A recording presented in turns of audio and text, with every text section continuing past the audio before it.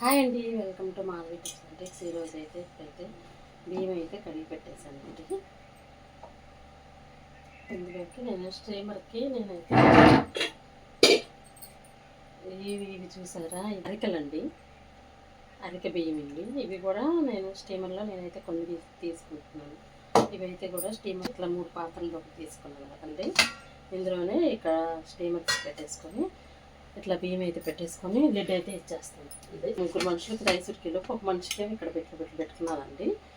ఇక ఇది కూడా ఇవి ఉడుకుతాయండి. ఇంకా గ్యాప్ అయితే ఉంది, మనకు ఏమన్నా వేసుకోవచ్చు స్టీమింగ్ చేసుకునేవి ఉంటే. నేనైతే నాకు ఇప్పుడు ఏమీ లేదు, అందుకని ఇట్లా అయితే స్టీమర్ అయితే పెట్టేసుకొని పక్కకు పెట్టేసుకుంటున్నాను. ఇది మా గార్డెన్లో దొరికిన కొండగంట కాబట్టి పెద్దగా ఏమీ ఉండదండి. అంటే బాగు చేసుకునేది ఉంటే ఏమి మురికిగా అనిపించదు. ఎందుకంటే ఇది ఫ్రెష్గా ఉంది కాబట్టి మాకు అంత మురికి కూడా ఉండదండి. ఏ ఆకుకూర అయినా తీసుకొచ్చుకున్నప్పుడు ఫస్ట్ కొన్ని నీళ్ళతో కడిగేసుకొని జలదరించుకోవటం అంటారు కదండి. అలా జలదరించుకొని రెండోసారి మళ్ళీ కొన్ని నీళ్ళు పోసుకొని కడిగేసుకుంటే, ఏదైనా ఇసుక ఉంటే నానబెట్టుకొని కడుక్కుంటే ఇసుక ఉంటే కనుక మొత్తం పోయిద్దండి.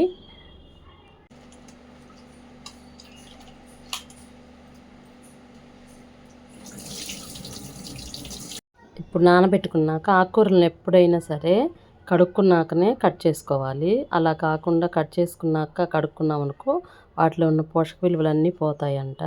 అలా కాకుండా ఇలా చేసుకోవాలి. చాలు, సరిపోయింది. ఎందుకంటే ఎప్పుడన్నా దోశల్లో నంచుకుంటామంటే ఎక్కువ వస్తుంది.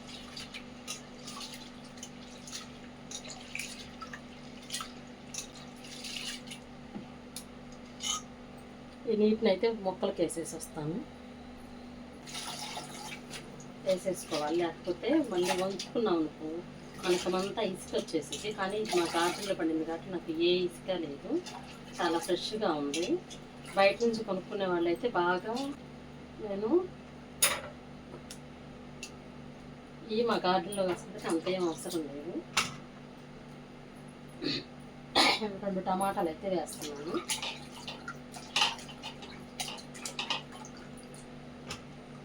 అన్నిటినీ కడిగేసుకొని పెట్టేసుకోవాలి.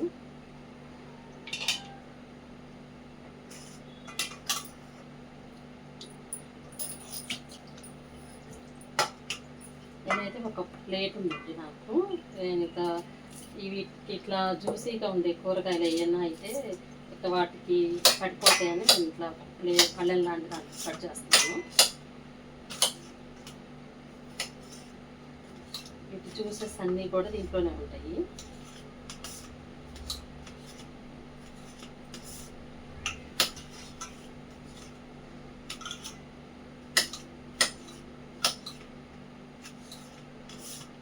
నేనైతే కొంచెం వెయిట్ లాస్ అవ్వాలని వెయిట్ అయితే బాగా వచ్చేసింది, అందుకని నేనైతే మిల్లెట్స్ అయితే తింటున్నాను.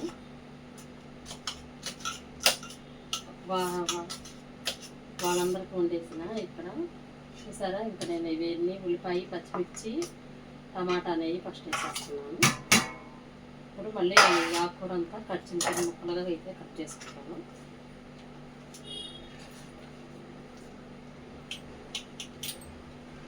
ఒకేసారి పెట్టుకున్నా మనకు కటింగ్ ఇది కొండకంటే ఆకు చిన్నగా ఉంటుంది కాబట్టి మనకి ఎలాగైనా వచ్చేసింది.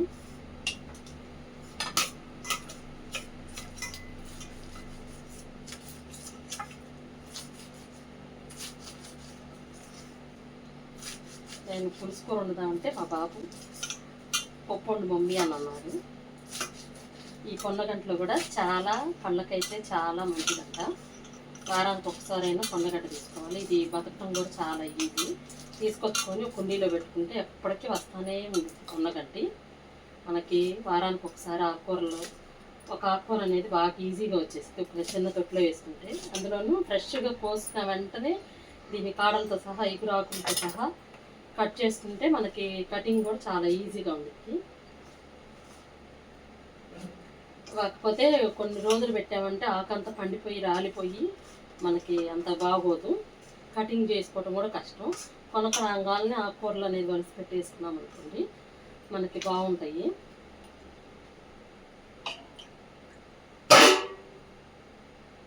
నాకు కింద స్టాండ్ ఉండేది, కింద స్టాండ్లో ఇక ఎప్పటికప్పుడు తోమేసుకున్నాయని దాంట్లో పక్కన పట్టేసుకుంటూ ఉంటాను. అందులో కొంచెం పసుపు వేసి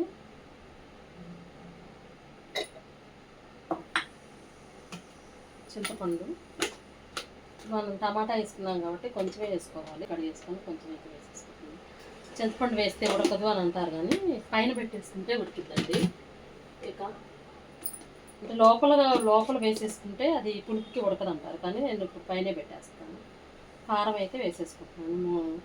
మేము కొంచెం స్పైసీగానే తింటాము, ఏదైనా కొంచెం మా పిల్లలు పెద్దవాళ్ళు కాబట్టి మరి అంత చప్పగా అయితే తినము. నేను ఒక గ్లాస్ పప్పు తీసుకున్నాను కాబట్టి ఒక 2 గ్లాసులు నీళ్ళు పోసుకోవాలి, కానీ 2.5 పోసాను. ఇప్పుడు కుక్కర్లు అనేవి మనకి నీళ్ళు లేకుండా కూడా పేలుతూ ఉంటాయి, అలా కాకుండా ఉండడానికి ఇప్పుడు ఆకుకూర పైన పెట్టేసుకున్నాను చింతపండు. ఇప్పుడు ఉప్పు పసుపు అన్నీ అయితే వచ్చేసినాయి. ఇక కుక్కర్ విజిల్స్ అయితే పెట్టేసుకొని కుక్కర్ అయితే పెట్టేసుకున్నాము.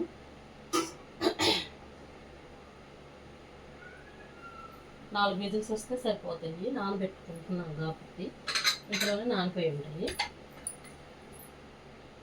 ఎప్పుడైనా కుక్కర్లో కూడా మనకి ఇట్లా కుక్కర్లో పెట్టేసుకునేటప్పుడు మనం ఇట్లా నట్లు ఏమైనా లూజ్ అయ్యి అనేది చూసుకోవాలి, లేకపోతే టైట్ చేసుకోవాలి. ప్రతిసారి కుక్కర్ నట్లు అనేది ఒక్కోసారి లూజ్ అవుతూనే ఉంటుంది, అలా కాకుండా కుక్కర్ అనేది టైట్ చేసేసుకొని చూసుకోవాలి.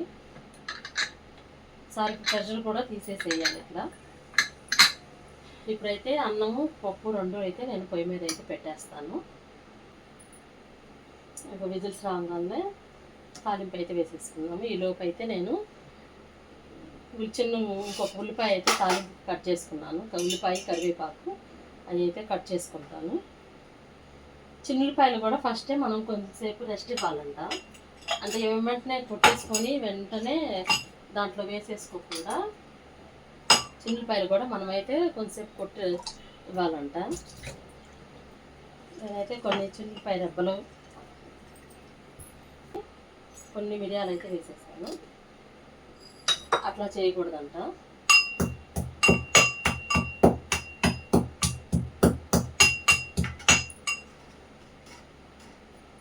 కొంచెంసేపు రెస్ట్ ఇస్తే కొంచెం దీనిలో ఉన్న ఫ్లేవర్స్ అనేది చక్కగా ఉంటాయి. అట్లా వెంటనే కొట్టేసి అట్లా తాలింపులు వేసేసాను. అందుకే పాతకాలంలో మనకి చిల్లిపాయలు అనేది పర్మినెంట్ అవ్వడానికి ఏమో కారాలు అన్నింటిలో కొట్టేసి పెట్టేసుకుంటారు, వెంటనే కొట్టేసుకోకుండా.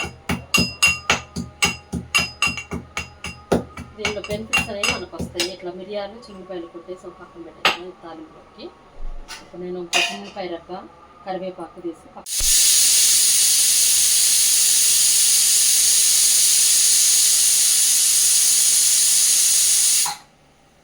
ఇప్పుడైతే 5 విజిల్స్ వచ్చినాయండి. విజిల్ ప్రెషర్ అంతా తీసేసి ఇక నేనైతే పప్పు అయితే నింపుకుంటాను. ఈలోపు అన్నం కూడా నాకు సిమ్లో పెట్టేశాను కదా, అన్నం కూడా కొంచెం నీరు ఉండిద్దండి అడుగున. ఆ నీరు ఆ వేడి ఆవిరికి అనేది కొంచెం హీట్ అనేది ఉండిద్ది కాబట్టి ఇక పైన ఉన్న అరికెలు కూడా మనకి మంచిగా కొంచెం అన్నం ఆరిపోయేలోపు మనకు అరికెలు కూడా ఉడికేసేస్తాయి. ఇక నేను పప్పు అయితే కుక్కర్లో నుంచి తీసేసి ఇక కుక్కర్ అయితే తీసేసాను మూత. ఆ మూతకి నాకు ఏమి లోపల పైన ప్రెషర్ రాలేదు, పప్పు పొంగిపోలేదు, లోపల కూడా నాకేమీ కాలేదు. అందుకని ఇక లబ్బర్ ఉండిద్ది కదండి, అది కూడా వెంటనే మనం కడిగేసుకుంటే అది హీట్ అనేది ఉండదు కాబట్టి వెంటనే కడిగి పక్కన పెట్టేసుకుంటే మళ్ళీ మనకి తోమే పని కూడా ఉండదు, మనకి గిన్నెలు కూడా కొంచెం తక్కువే అవుతాయి. నాకు పొంగిపోలేదు కాబట్టి నేను వెంటనే కడిగేసి పక్కన పెట్టేసుకుంటున్నాను. ఇక ప్రతి కొన్ని గిన్నెలు అనేవి మనకి ఎలానంటే మనకి బాగా అది మురికి పద్దాకలా ఇక ఈ డిటర్జెంట్లు వేసి తోమే కంటే కొన్ని చేత్తో కడిగేసుకునేవి అయితే వెంటనే కడిగేసుకోవటమే బెటర్. ఇప్పుడు మిక్సీ జాలీలైనా ఏవైనా పద్దాకలా ఇక సోప్ పెట్టి రుద్దుతూ ఉండంటే ఆ కెమికల్స్ అనేవి కొంచెం లోపలికి ఉంటాయి. అలా కాకుండా ఇప్పుడు నేను పప్పులోనైతే ఉప్పు వేసుకొని శుభ్రంగా మంచిగా వెనుపుకున్నానండి. ఇక పప్పు గుత్తుకున్నదంతా కూడా సైడ్కి మా అమ్మ ఇలానే చేసేది, అట్లా నాకు కూడా అలవాటైంది. పక్కన నుంచి మొత్తం తీసేసి చుట్టుపక్కల ఉన్నది కూడా ఎండిపోకుండా ఇట్లా తుడుస్తారనమాట. ఇక ఇది మామూలుగా అల్యూమినియం ప్రెషర్ కుక్కర్ కదండి, అందుకని నేను ఇంకా స్టీల్ది నాకు ఒక గిన్నె ఉంది.